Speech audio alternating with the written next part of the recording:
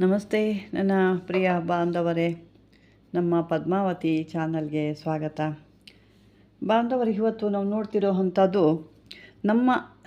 ನಮಗೆ ನಾವು ದೇಹ ರಕ್ಷಣೆ ಮಾಡೋದು ಹೇಗೆ. ನಮಗೆ ನಾವೇ ನಮ್ಮ ದೇಹ ರಕ್ಷಣೆ ಮಾಡ್ಕೋಬೇಕು. ಬೇರೆ ಎಲ್ಲೋ ಹೋಗಿ ಯಂತ್ರಗಳು ತಂತ್ರಗಳು ಮಂತ್ರಗಳು ಹಾಕ್ಕೊಳ್ಳೋದ್ರಿಂದ ನಮಗೆ ನಾವೇ ದೇಹ ರಕ್ಷಣೆ ಮಾಡ್ಕೋಬೇಕಾಗುತ್ತೆ. ಕೆಲವೊಂದು ಸಾರಿ ಕೆಟ್ಟು ದುಷ್ಟ ಶಕ್ತಿಗಳು ಇರ್ತವೆ, ಅಥವಾ ಬೇರೆ ಎಲ್ಲೋ ಒಂದು ಕಡೆ ಹೋಗೋದಿರುತ್ತೆ, ಬರೋ ತಡ ಆಗುತ್ತೆ ಅಮಾವಾಸ್ಯೆಗಳಲ್ಲಿ. ಯಾಕಂದರೆ ಈಗ ಒಂದು ಸಿಟಿ ಅಂತ ಇದ್ದಾಗ ನಾವು ಅಮಾವಾಸ್ಯೆ, ಹುಣ್ಣಿಮೆ, ಅಷ್ಟಮಿ ಇವೆಲ್ಲ ನೋಡಲಿಕ್ಕೆ ಆಗೋದೇ ಇಲ್ಲ. ಅವ್ರವ್ರ ಕೆಲಸ ಅವ್ರು ಮಾಡಬೇಕಾಗುತ್ತೆ. ಅಂಥ ಸಮಯದಲ್ಲಿ ಈಗಂತೂ ಎಲ್ಲ ಕಡೆ ನಿಂಬೆಹಣ್ಣು ತುಳಿಯೋದು, ಮೊಟ್ಟೆ ಹೊಡೆಯೋದು, ಈ ರೀತಿ ಎಲ್ಲ ಕಡೆ ಇದು ಜನ ಸಾಮಾನ್ಯ ಆಗೋಗ್ಬಿಟ್ಟಿದೆ. ಯಾರಿಗೂ ಹೇಳೋಕ್ಕೂ ಆಗೋಲ್ಲ, ಮಾಡಲಿಕ್ಕೂ ಆಗೋಲ್ಲ. ಅವ್ರವ್ರ ಕಷ್ಟಕ್ಕೆ ಅವರು ಮಾಡ್ಕೊಳ್ತಾ ಇರ್ತಾರೆ. ಅದರಿಂದ ಬೇರೆಯವ್ರಿಗೂ ತೊಂದರೆ ಆಗುತ್ತೆ ಅನ್ನೋದು ಇಲ್ಲಿ ಯಾರೂ ಯೋಚನೆ ಮಾಡಲ್ಲ. ಅಂಥದ್ದು ಕೆಲವೊಂದೆಲ್ಲ ಆಗುತ್ತೆ, ತೊಂದರೆಗಳು ಆಗುತ್ತೆ, ದೇಹಗಳು ನೋವುಗಳು ಜಾಸ್ತಿ ಆಗುತ್ತೆ. ಮನೆಯಲ್ಲಿ ಯಾವಾಗಲೂ ಒಂದು ಕಾದಾಟ ಜಾಸ್ತಿ ಇರುತ್ತೆ. ಅದು ಆಗಿರ್ಬೋದು, ಚಿಕ್ಕವರಾಗಿರ್ಬೋದು, ಯಾರೇ ಆಗಲಿ, ಹೆಣ್ಮಕ್ಳಾಗಿರ್ಬೋದು. ಅದರಲ್ಲಿ ಇನ್ನೂ ಈ ಮಕ್ಕಳು ಕೆಲವು ಅಲ್ಲಿ ಒಂದು ಜಾಗದಲ್ಲಿ ಬಿದ್ದುಬಿಡುತ್ತವೆ, ಎದ್ದೊಳ್ತೇವೆ. ಅದು ನೀವು ಎಲ್ಲ ಕಡೆಯಿಂದ ತೋರಿಸ್ತಾ ಇರ್ತಾರೆ ಹಾಸ್ಪಿಟ್ಲಿಗೆ, ಅದು ಇದು ಯಂತ್ರ ಮಂತ್ರ ಅದು ಏನಕ್ಕೂ ಜಗ್ಗೋದಿಲ್ಲ. ದಿನಕ್ಕೆ ಬೇರೆ ಬೇರೆ ರೂಪದಲ್ಲಿ ಹೋಗ್ತಾ ಇರುತ್ತೆ. ಅದು ಇವತ್ತು ಒಂದು ರೀತಿ ವಾಮೆಂಟು ಅಥವಾ ವಾಂತಿ ಅಂತ ಬಂದಾಗ ನೆಕ್ಸ್ಟು ಒಂದು 2 ಡೇಸ್ ಬಿಟ್ಕೊಂಡು ಬೇದಿ ಆಗೋಕ್ಕೆ ಶುರುವಾಗುತ್ತೆ. ಬೇದಿ ಆದಮೇಲೆ ಕೈ ಕಾಲು ಹೊಡ್ತಾ ಶುರುವಾಗುತ್ತೆ ಈ ರೀತಿ. ಆಮೇಲೆ ಜ್ವರ, ಒಳಗಿನ ಜ್ವರ ಅಂತ ಹೇಳ್ತೀವಿ, ಮೂಳೆ ಜ್ವರ ಅಥವಾ ಒಳಗಿನ ಜ್ವರ ಅಂತ ಹೇಳ್ತೀವಿ. ಅದು ಹೊರಗಡೆ ಕಾಣಿಸೋದಿಲ್ಲ.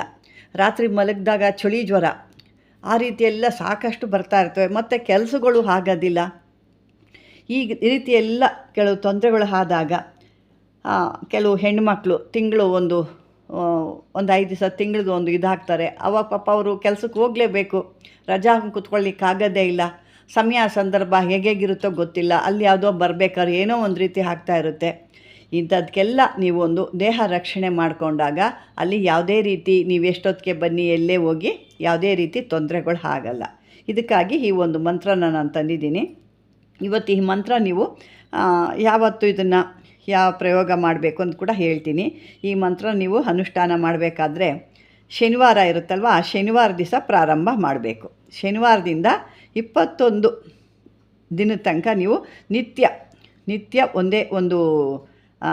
ಒಂದೇ ಸಮಾನವಾಗಿ ಅಥವಾ ನಿಯಮಿತವಾಗಿ ಮಾಡಬೇಕಾಗ್ತಾ ಇರುತ್ತೆ. ಒಂದೇ ಸಮ ನೀವು ಇದನ್ನು 21 ದಿನ ಕ್ರಮೇಣವಾಗಿ ಮಾತಾಡಬೇಕು.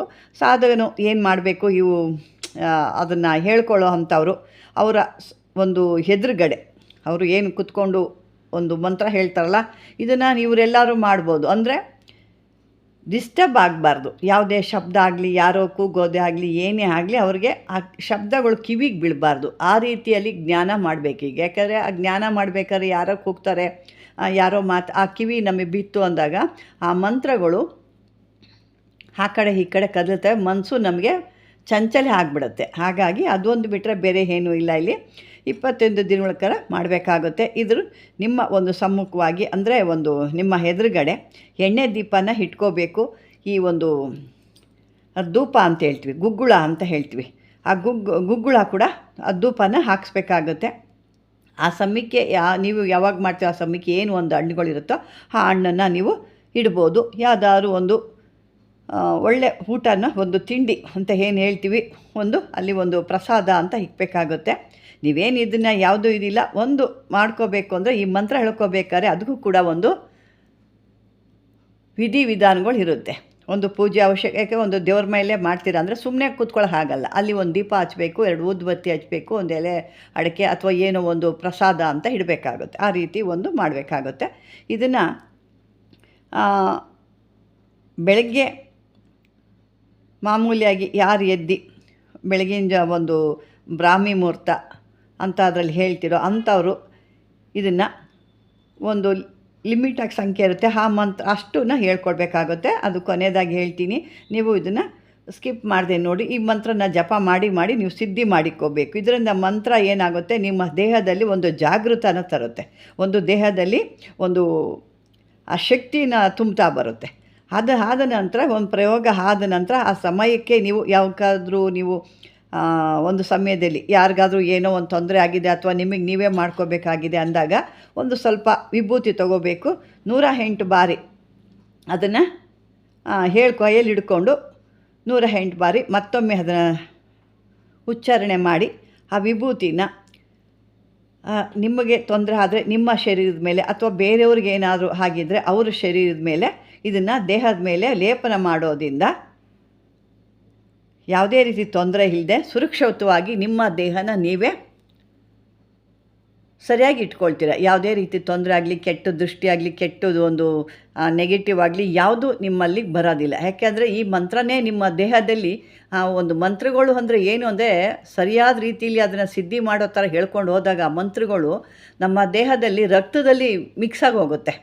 ಅಂದರೆ ಅದನ್ನು ನಾವು ವಾಪಸ್ ತೆಗ್ದಿಕ್ಕಕ್ಕೆ ಆಗಲಿ ಇದನ್ನು ಬೇರೆ ಇಕ್ಕೋಕ್ಕಾಗೋದೇ ಇಲ್ಲ. ನಮ್ಮ ದೇಹದಲ್ಲಿ ಉಸಿರು ಹೇಗೆ ಸೇರ್ಕೊಂಡಿದೆಯೋ ಅದೇ ರೀತಿ ಈ ಮಂತ್ರ ಕೂಡ ನಮ್ಮ ದೇಹದಲ್ಲಿ ಸೇರಿಕೊಂಡಾಗ ಅದರಲ್ಲಿ ಒಂದು ಪವರ್ ನಿಮ್ಮಲ್ಲಿ ಸೇರಿಕೊಳ್ಳುತ್ತೆ.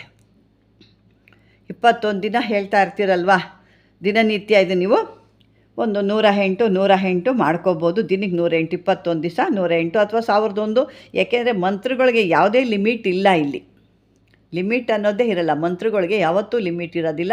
ನೀವು ಎಷ್ಟಾದ್ರೂ ಮಾಡ್ಕೋಬೋದು. ಮಿನಿಮಮ್ಮು ಇಲ್ಲಿ ನಾನು ಮೊದಲೇ ಹೇಳಿದಾಗೆ ನೀವು ಸ್ಟಾರ್ಟಿಂಗಲ್ಲಿ 2268 ಸಂಖ್ಯೆಯಷ್ಟು ನೀವು ಮಂತ್ರನ ಹೇಳ್ಬೇಕು. 21 ದಿನದಲ್ಲಿ 2268 ಹೇಳ್ಕೋಬೇಕು.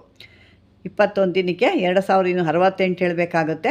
ಅದೇ ರೀತಿ ಇದು ಮುಗಿದ ಮೇಲೆ ಮುಗೀತಲ್ಲ ಬಿಡು ನನಗೆ ದೇಹ ರಕ್ಷಣೆ ಏನು ಮತ್ತೆ ಬೇಡ ಅಂತ ಅನ್ನಬಾರ್ದು. ಯಾವಾಗಾದ್ರೂ ನಿಮ್ಗೆ ಸಮಯ ಸಿಕ್ಕಿದಾಗ ಒಂದು 108 ಹೇಳ್ಕೋಬೇಕಾಗುತ್ತೆ. ಅಥವಾ ಈ ರೀತಿ ಯಾರು ಒಂದು ದೇಹದಲ್ಲಿ ತೊಂದರೆ ಇದೆ ಅಂತ ಬಂದಾಗ, ಅಥವಾ ನಿಮಗೆ ಏನೋ ಒಂದು ಮನಸ್ಸು ಕೆಟ್ಟಿದೆ, ಅಥವಾ ನಮ್ಮ ಮನಸ್ಸಲ್ಲಿ ಯಾಕೋ ಸರಿ ಇಲ್ಲ, ನಮಗೇನೋ ಆಗಿದೆ ಅಂತ ಕೂಡ ನಿಮಗೆ ನೀವೇ ಕೂಡ ಈ ಒಂದು ಭಸ್ಮದಿಂದ, ವಿಭೂತಿ ಭಸ್ಮದಿಂದ ಕೂಡ ನೀವು ಕೂಡ ಶರೀರದ ಮೇಲೆ ನೀವು ಲೇಪನ ಮಾಡಿಕೊಂಡ್ರೆ ನಿಮಗೂ ಕೂಡ ಒಂದು ಹಾಯ್ ಅನಿಸುತ್ತೆ. ಮನಸ್ಸಲ್ಲಿರೋದು ಯಾವುದೇ ಒಂದು ಕೆಟ್ಟ ಶಕ್ತಿ ಇದ್ದರೂ ಅದು ದೂರ ಹೋಗುತ್ತೆ. ಇಂಥ ಒಂದು ಅದ್ಭುತವಾದ ನಿಮ್ಮ ದೇಹಕ್ಕೆ ನೀವೇ ರಕ್ಷಣೆ ತಗೊಳ್ಳೋ ಅಂಥದ್ದು ವೀಕ್ಷಕರೇ. ಈಗ ಒಂದು ಮಾಡ್ಕೊಳ್ಳಿ. ಇದು ಮಾಡಿಕೊಂಡು ನೀವು ಒಂದು ಸಾರಿ ಪ್ರಯೋಗ ಮಾಡಿ ನೋಡಬೇಕು. ಯಾವುದು ನೋಡಿಬಿಟ್ಟು ಸುಮ್ಮನೆ ಆ ಕಡೆ ಏನೋ ಒಂದು ಹಾಕಿದ್ದಾರೆ ಅನ್ನೋದಲ್ಲ. ಒಂದು ಸಾರಿ ಒಬ್ಬ ಮನುಷ್ಯ ಅಂದಮೇಲೆ ಪ್ರತಿಯೊಬ್ಬರಿಗೂ ಒಂದಲ್ಲ ಒಂದು ಪ್ರಾಬ್ಲಮ್ ಇದ್ದೇ ಇರುತ್ತೆ. ಯಾರು ಪೂರ್ತಿಯಾಗಿ ತಲೆಯಿಂದ ಕಾಲು ತನಕ ಕ್ಲೀನಾಗಿರೋಕ್ಕೆ ಸಾಧ್ಯನೇ ಇಲ್ಲ. ಎಂಥ ದೊಡ್ಡವರೇ ಆಗಲಿ, ಎಂಥ ಸಾಧಕರಾಗಲಿ, ಎಂಥ ಋಷಿಗಳಾಗಲಿ, ಏನೇ ಇದ್ದರೂ ಒಂದಲ್ಲ ಒಂದು ಏನೋ ಒಂದು ತೊಂದರೆ ಇರುತ್ತೆ. ಅಂಥದ್ದೆಲ್ಲ ಇದ್ದಾಗ ಮೊದಲು ದೇಹ ರಕ್ಷಣೆ ಮಾಡಿಕೊಂಡಾಗ, ದೇಹ ರಕ್ಷಣೆ ಇದ್ದರೆ ತಾನೇ ಬೇರೆದು ಯಾವುದೇ ಒಂದು ನಮಗೆ ಬಂದು ಕೆಟ್ಟದೋ ಅದೋ ಇದು ತೊಂದರೆ ಕೊಡೋದು. ನಮ್ಮ ದೇಹ ಅದಕ್ಕೆ ರೆಸ್ಪಾನ್ಸ್ ಮಾಡಲ್ಲ, ಅದನ್ನು ಕೆಟ್ಟದನ್ನ ಒದ್ದು ಓಡಿಸುತ್ತೆ. ಅವಾಗೇನುತ್ತೆ, ನಮ್ಮ ದೇಹ ಶುದ್ಧವಾಗಿರುತ್ತೆ ಮತ್ತು ನಮ್ಗೆ ಯಾವುದೇ ರೀತಿ ಕೆಟ್ಟದ್ದು ಬಂದು ನಮಗೆ ಸೇರಲ್ಲ. ಅವಾಗೇನಾಗುತ್ತೆ, ನಾವು ಮಾಡಿದಂಥ ಎಲ್ಲ ಕೆಲಸಗಳು ಸಕ್ಸಸ್ ಆಗುತ್ತೆ. ನೀವೇನೇ ಕೆಲಸ ಮಾಡಿ ಏನೇ ಮಾಡಿದ್ರೂ ನಿಮ್ಮ ಆರೋಗ್ಯ ಯಾವಾಗ ಚೆನ್ನಾಗಿರುತ್ತೋ ನೀವು ಖುಷಿಯಾಗಿರ್ತೀರ ಮತ್ತು ಸಂತೋಷವಾಗೂ ಇರ್ತೀರ.